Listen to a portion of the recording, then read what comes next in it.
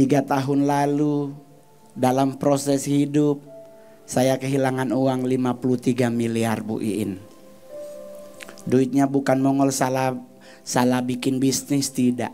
Uangnya dalam bentuk tabungan dipinjam orang untuk nyalon gubernur. Orangnya ditangkap KPK karena terbukti korupsi COVID. Hilang duit mongol. Puji Tuhan gak serangan jantung. Serius Bapak Ibu. Saya kehilangan uang itu. Saya bilang sama Tuhan, Tuhan mampukan mongol. Saya nangis sampai ingus meleleh sama air mata. Saya tahu rasanya seperti apa. Karena udah gak ketemu tisu. Ternyata ingus dan air mata bercampur, rasanya asem. Ya, upil rasanya asin. Saya merasakan itu. Saya nangis di kamar. Adik-adik saya di rumah udah pada stres, dipikir mongol bunuh diri. Hari ketiga saya doa subuh jam 4. Saya lagi nangis. Saya dengar suara Tuhan Bu Iin. Saya dengar banget Roh Kudus tuh bersuara. Dia ngomongnya simple banget. Masih kurangkah kebaikanku dalam hidupmu? Saat itu juga mongol bangun. Dan mongol bilang sama Tuhan, ampuni aku. Maafkan mongol karena ternyata sempat ragu atas kebaikanmu. Dan sekarang Anda lihat saya masih ada di atas panggung. Masih terkenal sebagai stand up komedi terbaik, terlaris, termahal di Indonesia. 15 menit saya 150 juta. Sekarang udah mau 3. Hanya 15 menit sekarang udah mau 30 menit. Terus orang nanya, Ngel lu kalau pelayanan gereja emang minta tarif? Saya tidak pernah ngasih tarif. Saya selalu jawabnya berdoa, tanya Roh Kudus mau kasih berapa buat hambaku. Kalau saya minta tarif tidak ada gereja yang berani bayar 15 menit 150 juta. Saya bebankan kepada gereja, kalau nggak ngasih gimana Pak Mongol? Itu keterlaluan. Ibadah jam 7 pagi Pak. Saya di Jakarta, saya pasang alarm, handphone saya ada 16.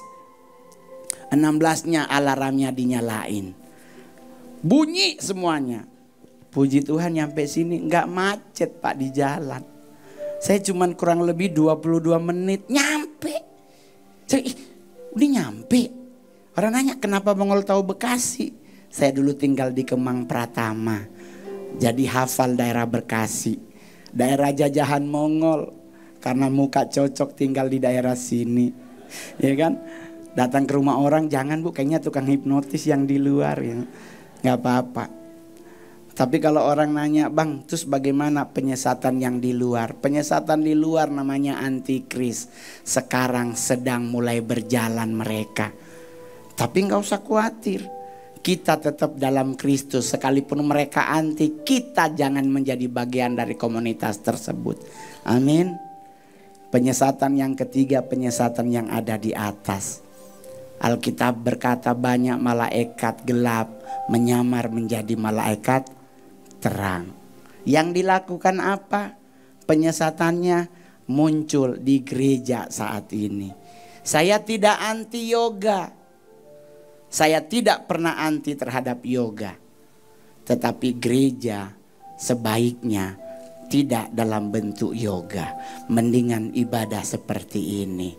Amin. Ngapain yoga? Ngapain Pak? Iya Bang, biar kita bisa bersatu dengan alam. Lu mau ngapain? Menjadi dokter stranger? Nggak usah. Tapi kita duduk diam di hadirat Tuhan seperti ini. Menyembah Tuhan itu juga bagian dari yoga hidup. Amin. Mending minta Roh Kudus jamah. Minta Roh Kudus terangkan apa yang harus kulakukan. Nggak usah khawatir. Setan sebesar apapun tetap akan kalah dengan kuasa darah anak domba Allah. Amin. Nggak usah khawatir, tapi Bang ini hidup nggak baik-baik aja. Ada demo di mana-mana, saya takut keluar. Takut terjebak terus dibakar masa, nggak usah Bapak Ibu. Meninggal itu urusannya Tuhan. Hidup kita yang harus bertanggung jawab. Meninggal nggak usah nunggu demo. Kalau memang waktunya selesai, hidup kita selesai dengan indah. Saya harusnya jadi korban di tsunami Selat Sunda yang terjadi di Tanjung Lesung. Saya MC-nya Bu Iin. Menewaskan teman-teman 17. Saya yang jadi MC, udah dibayar DP. Tahu-tahu seminggu sebelum acara Mongol ditelepon batal tampil di acara tersebut. Berarti pertolongan Tuhan selalu nyata, amin. Coba kalau Mongol yang hadir, sejago apapun Mongol berenang ketimpa Rijing tetap menghadap yang kuasa. Tapi Tuhan tolong seminggu sebelum acara saya nggak jadi nge-MC dan saya ada di sini hari ini. Amin. Nggak usah lama-lama, mahal soalnya. Mahal soalnya. Tapi kita bisa melihat semua anak-anak Tuhan yang hadir hari ini. Minta sama Tuhan, Tuhan gedein tempat ini. Tuhan cukupkan apa yang menjadi kebutuhan tempat ini. Amin. Biar semua, semua duduk di lantai. Saya udah gak kuat. Semuanya mukanya sukacita. Satanik dimanapun, penyesatan di dunia ini takut dengan satu hal, yang namanya pujian penyembahan. Kenapa satanik takut dengan pujian penyembahan? Karena bosnya dulu adalah seorang pemuji. Bosnya dulu adalah orang altar. Jadi teman-teman, di saat engkau menyenangkan hati Tuhan, lakukan dengan sungguh-sungguh. Lepaskan semua beban yang ada di pikiranmu. Gak usah mikir. Tapi bang katanya makan babi mengandung cacing kremi. Makan aja. Putus cacingnya selama engkau kunyah. Gak akan pernah mati. Soalnya bang dimasak pada 1000 derajat Fahrenheit cacingnya gak mati. Selama engkau kunyah jadi perkedel tuh cacing. Hantem-hantem aja, yang penting doa dulu. Sucikan, kuduskan makanan ini Tuhan. Enggak usah ribet yang lain. Pak, enggak boleh pakai nasi putih. Enak nasi kuning Pak. Emang paling enak nasi kuning. Udah ada ayam, orek, perkedel. Enggak ada orang meninggal gara-gara nasi. Meninggal semua karena Tuhan. Tapi usul Mongol di depan presiden, kalau bisa di saat meninggal anak Tuhan, jangan pernah kau taruh Alkitab di peti mati. Orang dia hidup aja enggak baca, apalagi udah mati. Baca Alkitab di saat engkau masih hidup. Jangan udah mati lu taruh tuh Alkitab di sebelah kanan. Percuma, gak mungkin dia bangun. Udah habis hidupnya. Terus yang kedua, nanti Bu Iin kalau ada jemaat yang meninggal berhenti mengucapkan turut berduka cita, semoga diterima di sisinya. Udah panjang tuh kalimat itu, dari abad ketiga udah dipakai, udah penuh di sisinya. Ganti baris baru, semoga diterima di depannya gitu. Ya sisinya terus deh. Sisinya udah muter nih, bumi segini gede udah penuh. Di sisinya semua numpuk tuh. Besok-besok semoga di depannya, ya kan. Jadi kalau pingin lihat tinggal nengok. Bapak surgawi cakep banget. Kalau di sisinya ntar tuduh-tuduhan. Yang mana yang Tuhan ya? Yang ini baris baru gitu. Anak muda yang hadir hari ini, jika engkau punya sahabat yang berulang tahun, jangan engkau telepon jam 12 malam lewat 1 menit buat ngucapin selamat ulang tahun ya. Nggak usah. Karena Amsal 27 ayat 14 tolong dikasih lihat. Mahkota kerajaan sorga dengan sayap malaikat. Cakep. Amsal 27 ayat 14 boleh? Oh udah pergi ya yang... Udah tuh. Kita baca sama-sama 1, 2, 3. Siapa...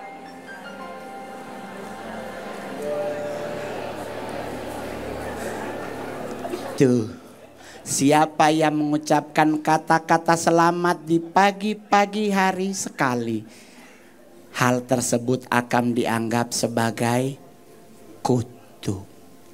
Jadi Bang Mongol ngucapin selamat ulang tahun bagus jam berapa? Jam 4 pagi. Ngapain Bang jam 4? Bangunin orangnya sekalian doa subuh. Betul? Karena jam 12 malam jam ngapain? Jam tidur. Mazmur 127 ayat 2 coba Bang. Di Mongol potongan belakang kayak jenderal ya. Mazmur 127 ayat 2. Kita baca sama-sama 1, 2, 3. Sia-sialah kamu bangun pagi-pagi dan duduk-duduk sampai jauh malam. Dan makan roti yang diperoleh dengan susah payah. Sebab ia memberikannya kepada yang dicintainya pada waktu tidur. Itulah buat Anda pria yang masih belum punya kekasih. Apa yang perlu engkau lakukan untuk punya kekasih? Tidur. Karena Hawa diciptakan oleh Tuhan di saat Adam sedang tidur. Jadi nggak usah kelayapan nyari pacar. Tidurlah. Bangun jam 3:30 pagi. Masuk hadirat Tuhan. Bersihkan atmosfer di atas Anda. Minta malaikat Tuhan berkemah. Minta malaikat Tuhan menjaga hidupmu. Maka akan engkau alami hal-hal yang luar biasa dalam hidup. Amin.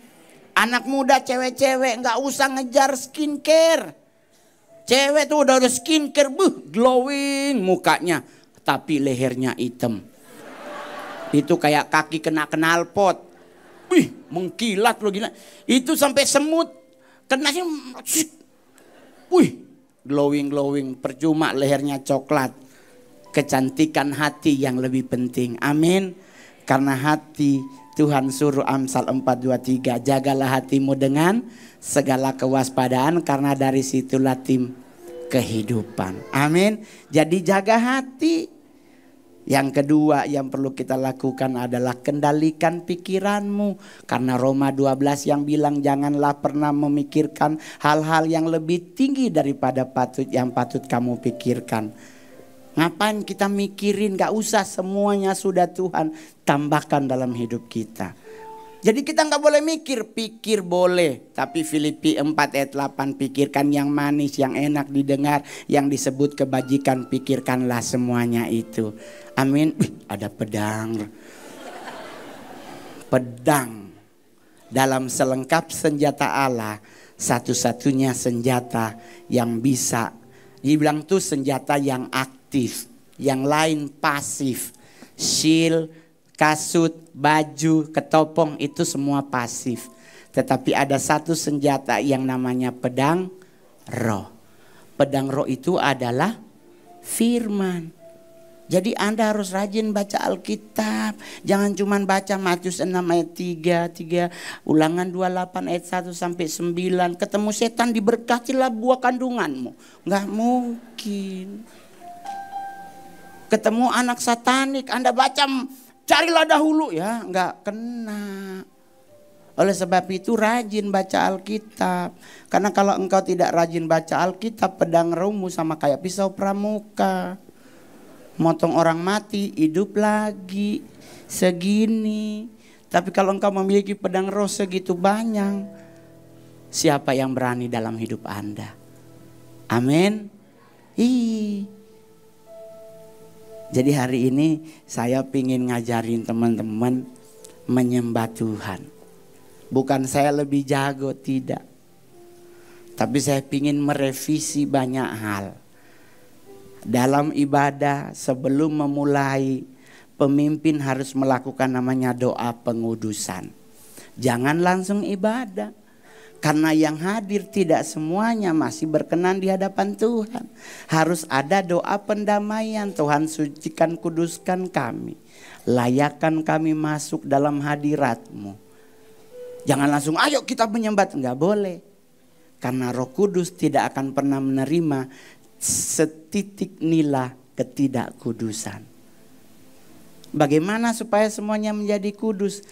Klaim janji Tuhan. Karena kita semua dikuduskan oleh darahnya. Amin. kita berhak masuk dalam hadirat Tuhan.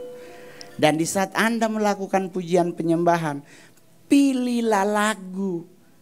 Tidak semua lagu itu lagu praise and worship. Tidak semua lagu itu lagu worship. Tidak semua lagu itu lagu pujian. Ada spek masing-masing. Kalau di gereja Katolik namanya Gregorian Song. Itu ngambilnya dari kitab Mazmur. Jadi nanti kita, teman-teman yang hadir hari ini, Anda yang mau menyanyi bagi Tuhan, nyanyi, keluarkan suaramu, tapi fales bang, gak apa-apa. Paling kanan Anda kiri kanan yang mundur, suaranya keliling. Kadang jadi sopran, alto, mana dia dapet. Hai Titi, si kecil-kecil sekarang cakep ya. Ini pasti bedaknya mahal, kita dulu purol. Ditaruh di sini, sesek, cuk, digosok. Kadang ada di sini, ada di sini, nggak apa-apa. Sabunnya, ya ampun ya, kita dulu cuman gift. Kerendam, besoknya jadi bubur tuh sabun. Saya dulu kecil nggak pernah pakai sabun mandi Pak. Sabun yang buat cuci celana jeans yang ada lambang orang jabat tangan, tulisannya Sunslick. Dulu saya nggak ada sampo di Sanger Pak. Adanya santan kelapa. 2 hari 3 hari mengkilat, hari ketiga bau busuk. Bantal sarungnya dibuang ke kolam, meninggal ikannya. Tapi semua rambutnya hitam. Sekarang udah pada ubanan, solusinya pada ngecat rambut. Padahal kitab Yesaya bilang sampai masa putih rambutmu aku menggendong engkau. Lu cat sama Tuhan dilepas, bukan dia. Bukan dia. Orang dia taunya uban sekarang hitam. Tuhan bingung sih, kayaknya bukan. Saya juga begitu terakhir saya pingin operasi hidung. Saya malu pesek pakai kacamatanya di kepala. Karena kalau ditaruh di sini suka melorot ke bawah. Ini kan jadi kayak babaliong gitu Tuhan. Yang kedua kenapa kacamatanya di kepala? Karena yang minus otaknya. Matanya enggak. Saya udah telepon dokter bedah plastik. Apa namanya? Ambil tulang telinga, ditaruh di sini nanti ditarik jadi mancung. Saya ditegur sama oma-oma, Mongol. Semua yang Tuhan ciptakan ada kegunaannya. Saya baru kaget pas saya ngecek di Google, orang yang tertinggi umurnya paling tua di dunia ada 4 orang, 4-empatnya pesek. Ternyata umur panjang itu yang pesek. Kenapa orang mancung gak umur panjang? Boros bernafas, ngoroknya kenceng. Tapi orang yang pesek itu smooth, ya kan? Ya serius Pak, orang pesek itu penderitaannya hanya satu, COVID. Kalau COVID datang orang pesek sedunia stres. Karena sampel semuanya ngambilnya dari hidung. Anda hidung mancung dicolok, dicabut, kita pesek dicolok, dipelintir. Jadi jadi santai-santai aja, nggak usah ribet.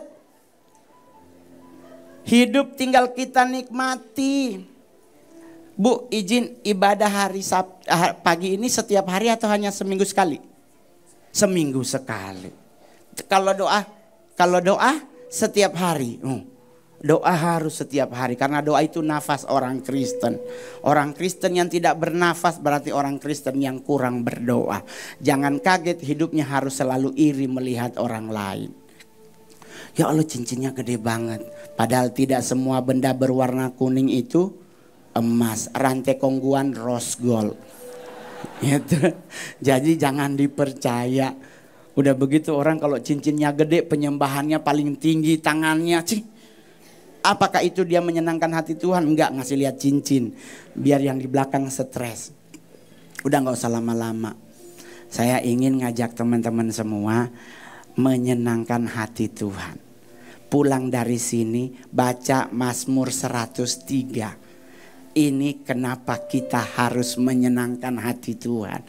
Pertama, karena kita merupakan pewaris kerajaan surga, yang kita harus melakukan ini untuk menyenangkan hati Tuhan. Kedua, dalam pujian penyembahan itu ada mujizat Tuhan. Amin.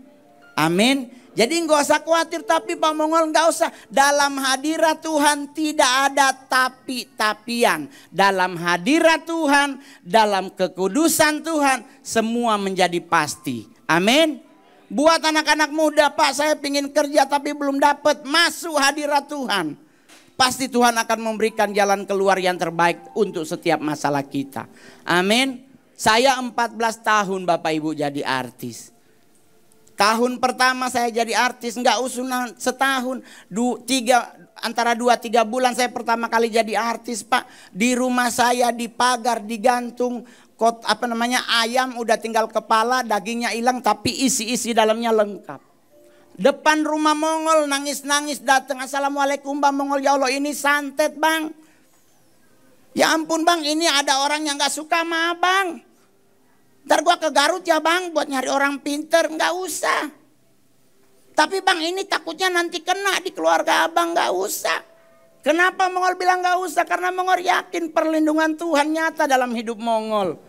3 hari, 4 hari, sebulan ditaruh terus. Ditaruhnya jam 4 subuh. Orang yang naruh itu pakai kupluk. Jadi pas kita lihat di CCTV, itu siapa ya? Nggak kelihatan. Mongol tulis di kertas, tolong dong dagingnya tinggalin. Sampai hari ini Mongol santai-santai aja. Dikirimin ini, Bu Iin itu yang punya orang suku. Ini kita nggak ngejekin suku ya, katanya itu ilmu orang Sunda. Yang bawang putih dibakar 5 siung, ditusuk pakai kuningan, dilempar ke rumah Mongol biar katanya serumah celaka. Enggak, saya percaya janji Tuhan bukan janji manusia. Kuningannya Mongol kumpul, gua jadiin ikat pinggang. Lumayan tinggal pakai jigong, bersih. Nggak usah dibuat ribet ngadepin hidup. Saya tadi udah request lagu, boleh teman-teman pemain musik sih.